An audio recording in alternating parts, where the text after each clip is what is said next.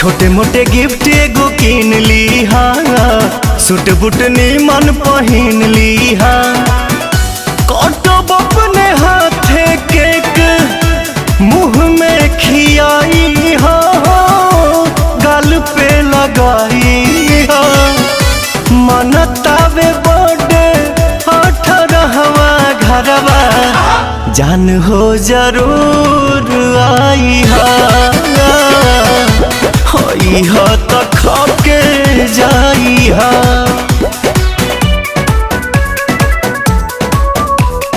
खाके जाई हा।